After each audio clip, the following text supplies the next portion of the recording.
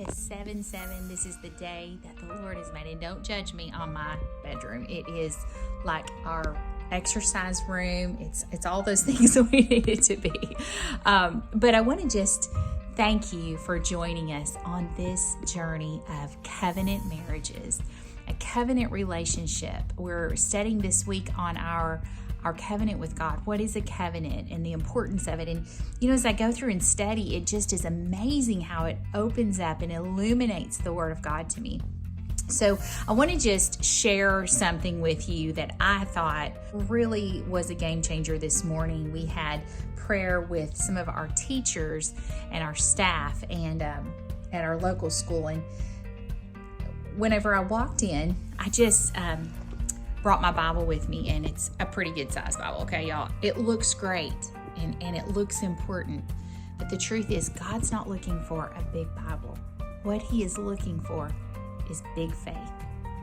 Mark 11:22 says, have faith in God. Jesus told His disciples, have faith in God. And I believe that faith is where the covenant begins. It's the foundation for a covenant relationship with God. So this week we're talking about covenant relationships with the Lord, and then we're going to go into covenant relationships with our spouse, that covenant marriage. It's amazing. It's amazing. And I said this before that I've been married almost 30 years, and I just realized there are two different kinds of marriages. There's the covenant marriage and the contractual marriage.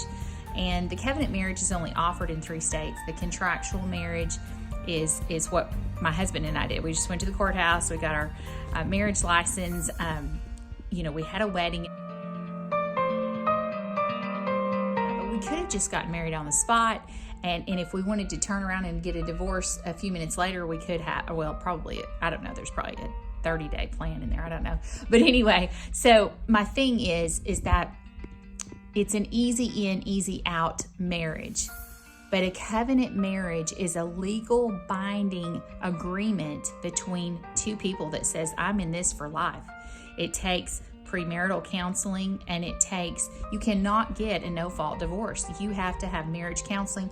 You've got to work at it. You've got to figure out. Now, the thing about a covenant marriage is it separates you from all the other quick fixes. And a lot of times in our walk with God, it's unfortunate to say this, but it's an easy in, easy out type of thing. We have this contractual mentality, and God's looking for covenant mentality. He's looking for long-term relationships. And that's why you read about Him becoming so jealous over His people when they would fall into idolatry and sin, because He was in a covenant with them. Now, they might have been thinking contractual. They might have been thinking along a whole different line. But God longs for a covenant relationship with Him. In fact, it is the backbone of the Word of God.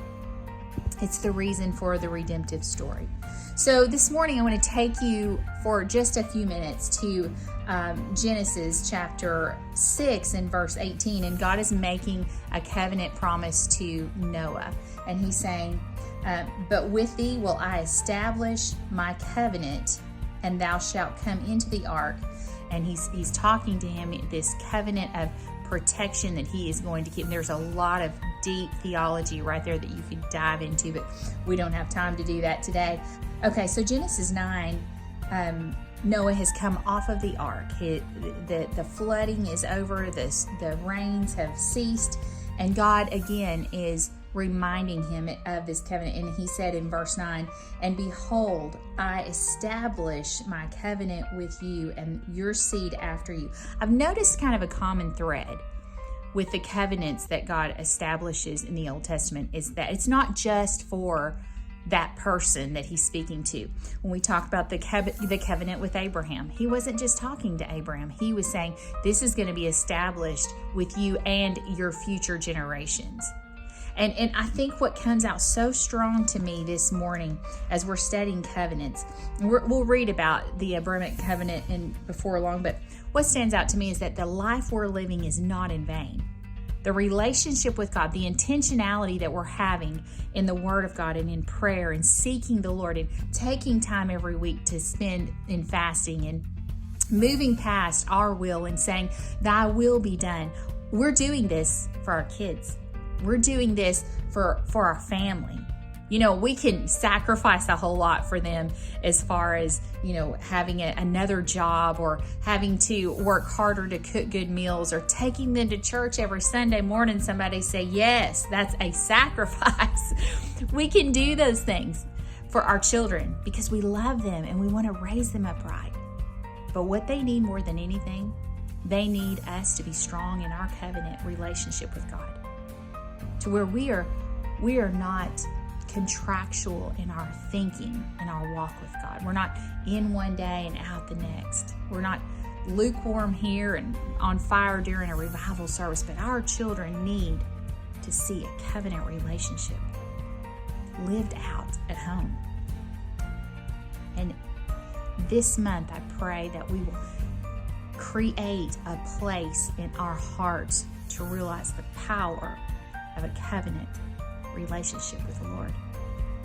That we will renew our spiritual vows with Him.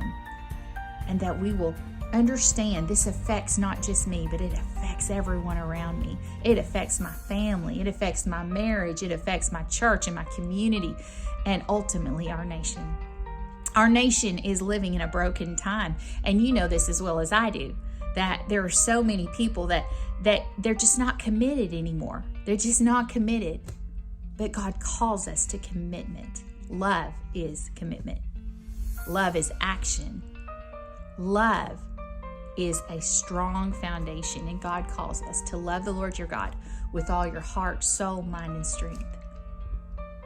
Today, I encourage you, and I guess implore you to renew your spiritual vows. After you finish this video, take a few moments to get on your knees and say, dear Lord, I surrender all to you. I belong to you. I was made by you and for you to bring you glory. I am divinely positioned by you in a covenant relationship. And I'm going to walk with you, Lord, no matter what comes or goes. I'm in it for the long haul. I hope you have a blessed day. God bless. I will see you tomorrow.